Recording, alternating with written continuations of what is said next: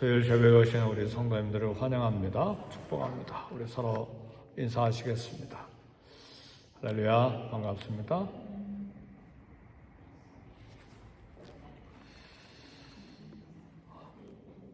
옛날에는 우리 자녀들을 많이 낳아서 키웠습니다. 저희들도 형제들이 7명이에요. 누님 한 분이 돌아가셨지만, 근데 저희 동네에 친구 형제들은 12명이었어요. 그래서 그 친구는 오째였는데 이름이 실제 이름은 태영인데 첫째, 둘째, 셋째, 넷째, 오째, 늘 오째라고 불렀어요. 12이나 되니까 그렇게 우리 부모님들 고생했죠. 근데 잔 웨슬리 목사님 어머니 수잔나는 19명이었습니다. 그 중에 유명한 찬송 작가인 찰스 웨슬레가 이제 양육이 됐고, 감리교를 창시한 잔 웨슬레 목사님. 프랑스는 피해 혁명이 일어나는데 영국은 잔 웨슬리 목사님 복음을 선포함으로 피해 혁명을 피해갈 수가 있었습니다. 오늘날까지도 잔 웨슬레 목사님의 영적인 영향력은 감리교뿐만 아니라 전 세계 기독교에 위대한 영향력을 행사하고 있습니다. 네, 부모님들이 그렇게 애써 키웠는데 늘 불평하는 자식이 있는가 하면 별로 7, 8, 12명 부모의 손이 닿지 않는 자녀들이 얼마나 많겠어요. 그렇죠? 네, 별로 사랑해주지도 못했는데 부모님의 은혜 잊지 못하고 감사하는 그런 자녀들이 있습니다. 네. 하나에서부터 10까지 다 채워줬는데도 불평하는 자식이 있는가 하면 공부할 때 도와주지도 못하고 자기들끼리 자라서 자기들끼리 공부했는데도 부모님을 그렇게 가슴에 품고 엄마 아빠 걱정하지 마. 우리가 돈 벌어서 엄마 아빠 모실 거야.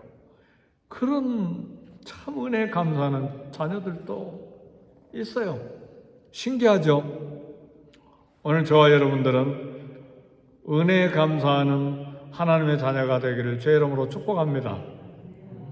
오늘 이 서론이 그렇게 나가는 이유가 있어요. 하나님의 주권, 하나님의 절대적인 선택에 관한 핵심적인 말씀을 이야기해야 되기 때문에 하나님의 은혜를 아는 자는 늘 감사하며 삽니다. 어려운 일이 있어도 감사하는 거예요. 실패하고 손해가 있어도 감사하는 거예요. 그래서 바울은 항상 범사에 감사하라고 그러죠. 항상 기뻐하라. 쉬지 말고 기도해라. 범사에 감사하라. 이것이 그리스도 예수 안에 있는 너희를 향하신 하나님의 뜻이라. 내가 말하노니 다시 말하노니 기뻐해라. 이게 은혜를 아는 자의 그런 하나님의 자녀들의 긍정적인 적극적인 신앙 모습입니다. 은혜를 모르면 불평으로 가득 채우는 연약함을 가지고 살 수가 있습니다. 로마서 9장 신비한 은혜가 소개되어 있는데 하나님께서 사람들을 당신의 뜻대로 사랑하시기도 하시고 또 당신의 뜻대로 사랑하지 않고 버려두는 경우도 있다. 대단히 이해하기 참 어려운 그런 말씀이에요. 근데 이걸 꼬투리를 잡고 하나님 그렇게 따지고 계속해서 불평하면서 하나님 불공평해, unfair야. 그래 계속 따지고 계속 항의하고 계속 질문하고 학문을 할 수 있는지는 모르지만 은혜는 모르는 사람이에요. 그걸 오늘 바울은 9장에서 이야기를 합니다. 이것을 하나님의 주권적 선택이라고 말하는데 절대 쉽지 않는 그런 말씀이에요. 이런 말씀이 나올 때는 하나님, 다른 사람 생각하지 말고 어떻게 나를 아시고 선택하시고 구원의 은혜를 베풀어 주셨습니까? 거기까지만 가면 돼요.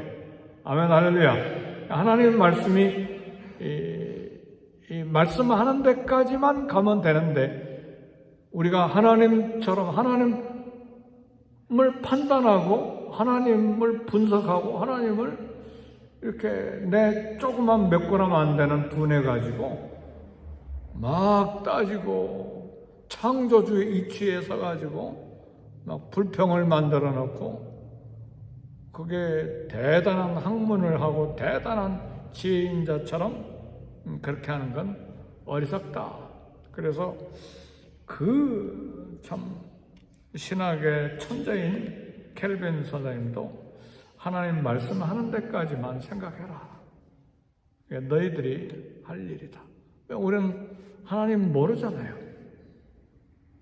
우리는 하나님 창조하실 때 거기에 있지도 않았고 어떻게 진흙 가지고 인간을 만드셨는지, 진흙 가지고 사람 모양을 만들어 놓으시고 어떻게 생기를 어떻게 넣는데 그 진흙이 살이 되고 피가 되고 뼈가 되고 다 그래서 인간이 되는지 모르잖아요. 전혀 몰라요. 그리고는 죽어요. 흙으로 다시 되돌아가요. 근데 하나님 영원히 계시잖아요. 우리는 한계된 인간이기 때문에 하나님이 계시하신 것까지만 알고 감사하면 된다는 말씀입니다. 바울에게 고민이 있었어요. 이스라엘은 분명히 선택받은 민족인데 하나님이 사랑하시는 민족인데 그러니까 하나님은 선택에 대해서 신실하신 하나님이신데 이 많은 이스라엘 사람들이 왜 예수님을 믿지 않고 구원받게 있을까? 그치지 않냐는 근심이고 고통이었어. 그래, 바울이 이 문제를 구약성경, 계시된 구약성경을 가지고 성경적인 답변을 찾았어요. 어제 잠깐 말씀드린 부분입니다. 아브라함을 보니까 분명히 아브라함은 하나님이 선택하신 자이고 그 다음에 그 아들 이삭과 이스마엘, 아브라함의 후손인데 둘 다 아브라함의 혈통인데 근데 하나님이 이삭을 선택하시고 이스마엘을 버리셨어요. 이스마엘만 버리신 것이 아니고 아브라함의 사라가 죽은 다음에 그두라라고 하는 부인을 얻었는데 거기에서 자식을 6명을 봤어요. 그러니까 아브라함의 아들이 8명인데 7명은 버리시고 이삭 한 사람만 택하시고 구원의 자녀로 삼으신 거예요. 그러니까 바울이 깨달은 건 아브라함의 혈통이라고 다 구원받은 것은 아니다. 이스라엘 민족이 아브라함부터 시작된 거잖아요. 그 안에 조상이 많이 있지만 이스라엘 민족, 유대 민족은 아브라함부터 시작되는데 아브라함부터 시작된 이스라엘 민족이라고 다 구원받은 것이 아니구나. 그걸 깨달은 거예요. 왜? 아브라함에게 8 아들이 있었는데 이삭 한 사람만 구원받았구나. 그리고 또 이삭을 아브라함의 아들 이삭에서 가보니까 이제는 이삭이 쌍둥이 아들을 얻었는데 야곱과 에사예요. 그런데 하나님은 야곱은 사랑하시고 에사는 사랑하지 않으셨어요. 이것을 하나님이 야곱에게 은혜를 주시고 에사에게만 은혜를 주신 것은 쌍둥이가 태어나서 그 행동을 보고 그렇게 하신 것이 아니고 오늘 로마서 9장 11절 보니까 그들이 아직 나지도 아니었을 때, 태어나지도 아니었을 때, 무슨 선한 일을 행하고 악한 일을 행한 그런 판단하지 아니할 때 하나님의 택하심을 따라 되는 하나님의 뜻, 행위로 말미암지 않고 오직 부르시는 이로 말미암아 서게 하려 합니다. 그러니까 이게 하나님의 선택이에요. 하나님의 뜻이에요. 이것이 하나님의 절대 주권이에요. 그래서 바울은 로마서를 읽는 이 서신사를 읽는 모든 사람에게 대신 질문을 해주는 거예요. 그러면 이게 하나님 좀 불공평하고 잘못된 것 아닙니까? 이렇게 질문할 수 있는데, 그래서 오늘 본문 우리가 봉독한 로마서 9장 20절 21절에 그렇게 말씀하세요. 이 사람아, 내가 네기에 감히 하나님을 힐문하느냐? 힐문이라고 하는 건 항변하느냐? 아니면 따지고 묻느냐? 그런 말씀이에요. 왜요? 우리는 흙이기 때문에, 우리는 질그릇이기 때문에, 쉬운 말로 말하면 말 조심해라. 그 말씀이에요. 말 조심해라. 질그릇을 만드는 토기장이를 생각해봐라. 도자기를 만드는 사람을 생각해봐라. 우리 도자기도 만들잖아요. 질그릇도 만들고, 근데 토기장이가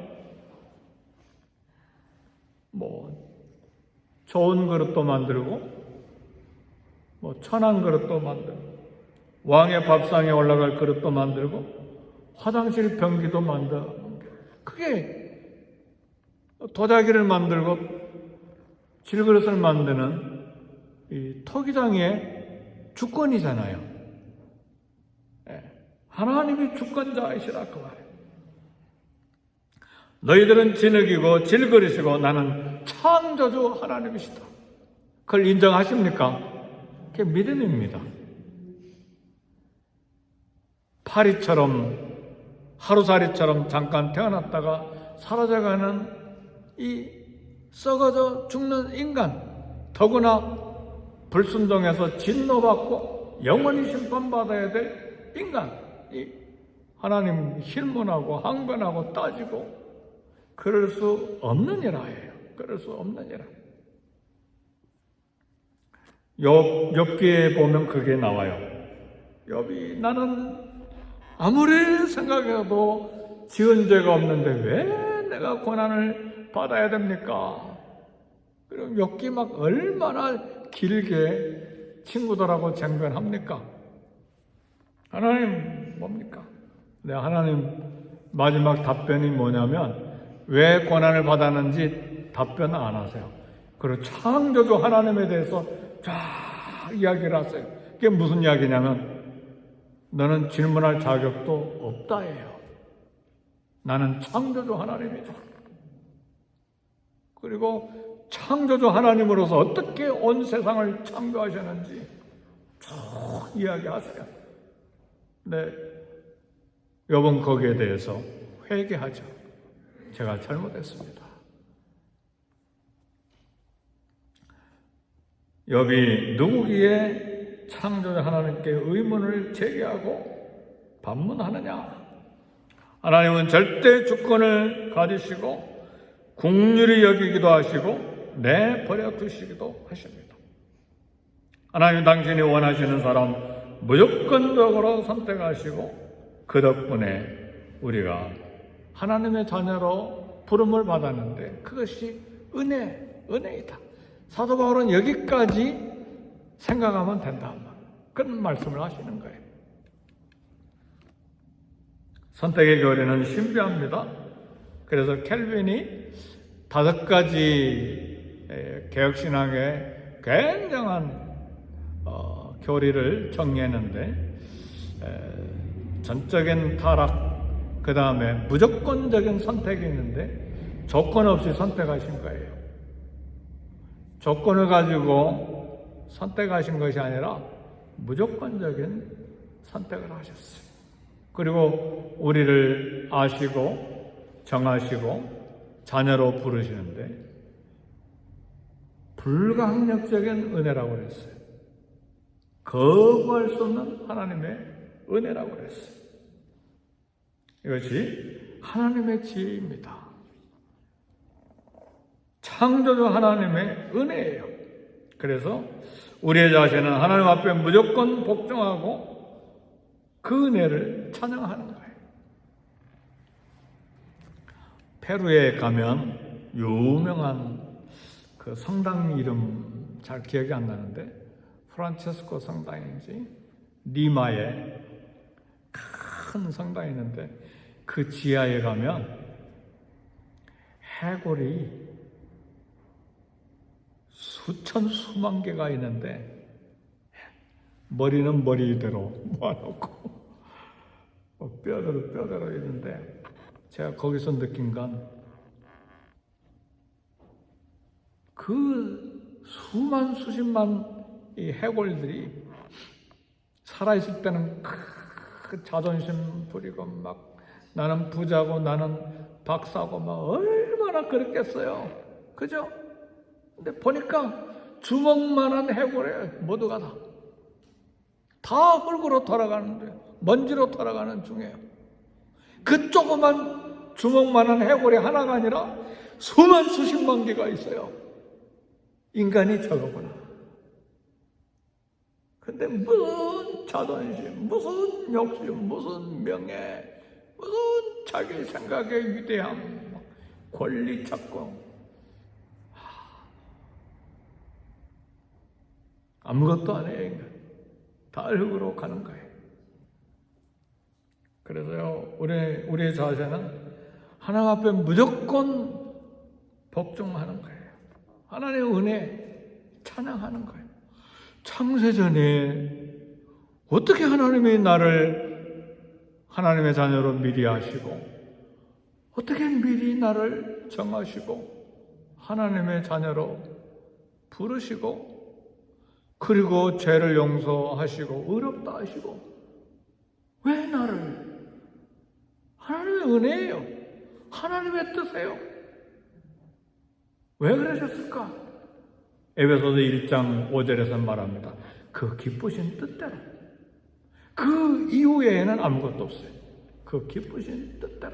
이게 하나님의 절대 주권이요. 하나님의 절대 주권의 선택입니다. 그래서 창세전에 하나님 무조건 나를 기뻐하셔서 구원 주시기로 선택하신 진리는 분에 넘치는 은혜예요.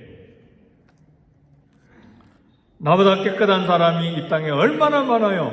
나보다 능력이 뛰어난 사람이 얼마나 많아요. 더 놀라운 건 나보다 선한 사람이 얼마나 이 땅에 많냐 그 말이에요. 나는 남보다 죄를 덜 지은 것도 아닌데 왜 나 같은 형편없는 사람 택하셔서 구원받은 하나님의 자녀가 되게 하셨는가? 우리의 생각은 거기까지 멈춰야 돼요. 하나님 답변은 그거예요. 내가 좋아서 그렇게 한 거야. 내가 좋아서 그렇게 한 거야. 그게 성경은 바울은 이야기합니다. 그 기쁘신 뜻대로. 그 기쁘신 뜻대로 우리를 예정하사 예수 그리스도로 말미암아 자기의 아들들이 되게 하셨으니 그 이후에는 없어요. 하나님께 다시 질문해 보세요. 하나님 왜 저 같은 것이 무엇인데 저를 미리 하시고 사랑하셨습니까? 하나님 그때마다 내가 좋아서 그랬다. 하나님의 절대 주권을 말하는 거예요. 이 대답 앞에서 감격에서 무릎 꿇고 눈물을 흘리는 자가 은혜를 아는 자예요. 물에서 건져주었더니 보따리 왜 훔쳐갔냐고. 안 건져줬으면 죽었죠. 근데 건져줬더니 왜 보따리 훔쳐갔냐고. 가끔 그런 분들이 있어요. 네. 이와 같은 하나님 축복 앞에서 무릎 꿇고 눈물을 흘리는 은혜를 아는 자가 되어야 됩니다. 그 속엔 깊은 비밀들이 있겠지만 우리는 다 알지 못해요. 단지 겸손하게 무조건 하나님 앞에 복종하게 하시려고 하는 비밀한 뜻이 있다. 그렇게 생각을 합니다. 어떤 것을 조건을 가지고 하나님이 우리 선택하셨다면 우리는 불안해요. 하나님 눈에 벗어날 일이 수천 수만 가지기 때문에 어려서부터 지금까지 보세요. 얼마나 지저분한 인격, 얼마나 지저분한 성질, 성격, 얼마나 지저분한 욕망, 쾌락, 얼마나 지저분한 인격입니까? 언어도 지저분하고 생각도 지저분하고 우리 삶 전체가 다. 그러니까 조건을 가지고 하나님이 우리를 선택하셨다면 우리는 불안해서 살 수가 없어요. 하나님이 무조건 나를 좋아해서 선택하셨는데 그렇게 하셨다는데 무슨 할 말이 있습니까? 나는 변해도 하나님은 변하지 않으세요. 그래서 우리는 하나님을 찬송합니다. 오늘 아침 310장 찬송했는데 하나님 은혜로 이 쓸데없는 자 왜 구속하여 주는지 난 알 수 없도다. 괜히 찬송가 가사가 나온 게 아니에요. 이런 깊은 신학적인 은혜 가운데 이 찬송이 나온 거예요. 우리 행위대로, 우리 생각대로, 우리 행동대로 하나님이 우리를 판단하셨다면 뼈가 어디 있어요? 가루도 없죠. 은혜를 아는 자는 겸손합니다. 은혜를 아는 자는 하나님을 찬송합니다. 은혜를 아는 자는 구원을 확신합니다. 그 은혜로 구원받았기 때문에 내 행위로 구원받은 것이 아니라 그 은혜로 구원받았기 때문에 그 말씀을 믿고 구원을 확신하는 거예요. 부족하고 미련하고 에서보다 선한 것이 하나도 없는 야곱, 지저분한 야곱. 근데 야곱을 하나님이 사랑하셨다는데 어떡할 거예요? 그게 하나님의 선택이신데. 그래서 하나님 말씀, 계시의 말씀 가르쳐 주신 것으로 만족하고 여기서 멈추고 그 은혜의 마음을 쏟고 감사하는데 보답하는 일에 삶을 드리는 것입니다. 에서보다 선한 것이 하나도 없었던 야곱을 사랑하신 하나님, 마찬가지로 우리도 선한 것이 없지만 하나님 사랑을 여전히 지금도 받고 있는 건 놀라운 은혜입니다. 그래서 보답하는 삶, 감사하는 삶, 찬양하는 삶을 사는 것이 우리의 본분입니다. 권해와 확신을 가지고 오늘도 감사함으로 하나님 은혜에 보답하는 결단이 매일처럼 새로워지기를 제 이름으로 축복합니다. 기도하시겠습니다. 기도하실 때에 우리 교회 교육자들을 위해서 기도하시고 EM과 KM 썬데이 스쿨을 위해서 기도하시고 성령으로 충만한 교회, 말씀으로 충만한 교회, 은혜가 충만한 교회, 전도와 선교가 가득한 교회, 하나님이 기뻐하시는 교회가 되도록 기도하시고 우리 가정과 자녀들과 직장을 위해서 기도하시고 하나님 은혜에 감사하는 기도 시간이 되기를